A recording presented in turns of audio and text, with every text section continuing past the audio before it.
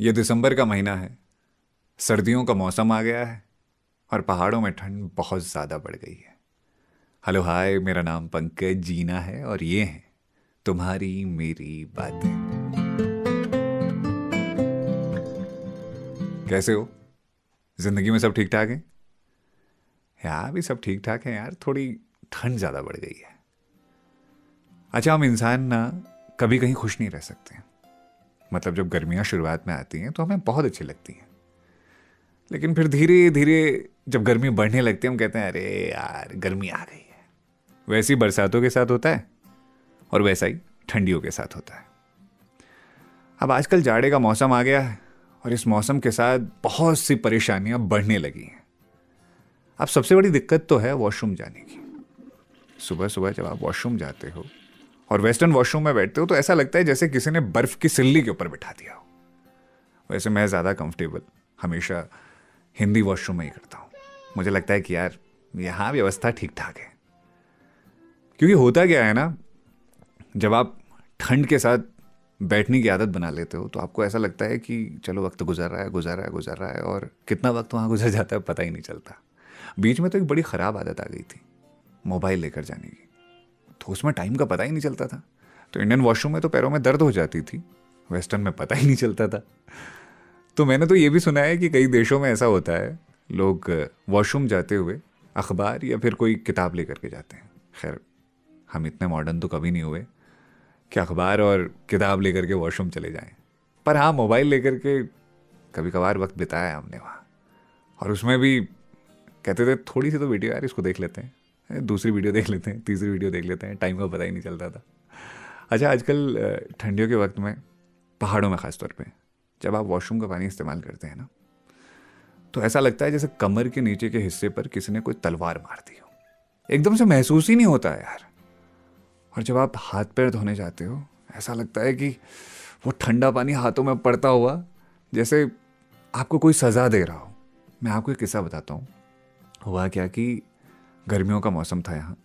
हम ना नैनीताल के पहाड़ों में रहते हैं, तो यहाँ से भी ऊंचे पहाड़ हैं पिथौरागढ़ में। तो गर्मियों के मौसम में हम चले गए पिथौरागढ़ की ओर। वहाँ एक दारमा घाटी है, आप इंटरनेट पे सर्च कीजिएगा उसके बारे में। तो दारमा घाटी में गर्मियों में भी ठंड होती है।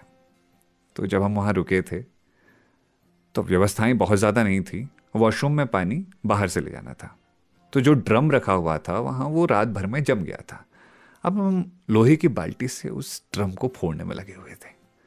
हमने पानी निकाला और वो पानी इस्तेमाल किया। और वो पानी इतना ठंडा था कि मतलब एक पल को गले से चीख निकल देखा गई आपने लापरवाही का नतीजा है। कि बाप रे इतना ठंडा। मेरे को सबसे बड़ी दिक्कत यही लगती है कि यार ठंडियों के मौसम में आदमी फ्रेश कैसे होगा, और ख़ास तौर पे पहाड़ों पे। क्योंकि हर वक्त तो वहाँ गर्म पानी की व्यवस्था नहीं हो सकती ना, और कई बार तो लाइट नहीं रहती, कभी कोई और दिक्कत हो जाती है, कभी लकड़ियाँ गीली हो गई तो आप पानी गर्म नहीं कर सकते। तो इसलिए मुझे लगता है कि पहाड़ों में सबसे बड़ी व्यवस्था गर्म पानी की अगर हो जाए तो आनंद हो जाए चीज़ों का। अच्छा, आजकल सुबह सुबह दौड़ने जाओ जब, तो क्या होता क्या है कि हम लोग हर सुबह जाते हैं। अब कल से थोड़ी ठंड ज़्यादा बढ़ गई। तो ठंड में ना जब आपको चोट लगती है तो और ख़तरनाक लगती है। मैं जा रहा था दौड़ने के लिए और अचानक से गिर गया और चोट लगी सीधे नाक पे।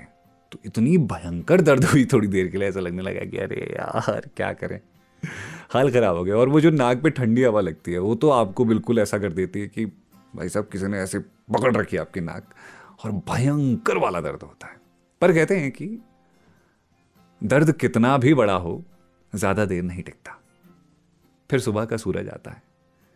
सुबह के सूरज के साथ जो हल्की सी गर्माहट आती है ना, वो ऐसी लगती है जैसे आपको किसी ने घनघोर रात से निकाल करके उजाले में लाकर रख दिया हो, आपके गमों के मौसम से हटाकर आपको खुशियों का मौसम दे दिया हो। और ऐसा महसूस होता है इन जाड़ों के सूरज को देख करके। आप देखो, शहरों में हो सकता है आपको सूरज देखने को ना मिले, पर यहाँ सूरज देखने को हमेशा मिलता है।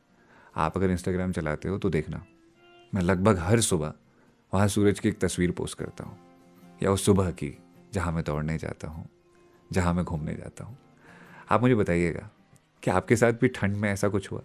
और ठंडियों में आपको क्या लगता है, कौन सी चीज़ आपको सबसे ज़्यादा परेशान करती है? मुझे कमेंट करके बताना। कल जो हमने तुम्हारी मेरी बातों का एपिसोड डाला हुआ था, उसमें मैंने आपके कमेंट पढ़े। मुझे बहुत अच्छा लगा कि आप इंतज़ार कर रहे थे तुम्हारी मेरी बातों का। मैं भी चाहता था काफ़ी लंबे वक्त से कि कुछ ऐसा शुरू करूं जिसमें कुछ दिल की बातें कर सकूं, कुछ अपनी बातें कह सकूं, कुछ तुम्हारी मेरी बातें कह सकूं, ताकि खुद को भी अच्छा लगे और आपको भी। तो फिर से मिलेंगे अगले शो पे तुम्हारी मेरी बातों के लेकर के कुछ कमाल की बातें। आप कमेंट करते रहिएगा और इसे दुनिया तक पहुंचाते जाइएगा।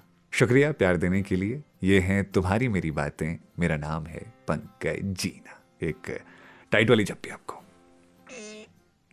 Bye bye, take care, good night.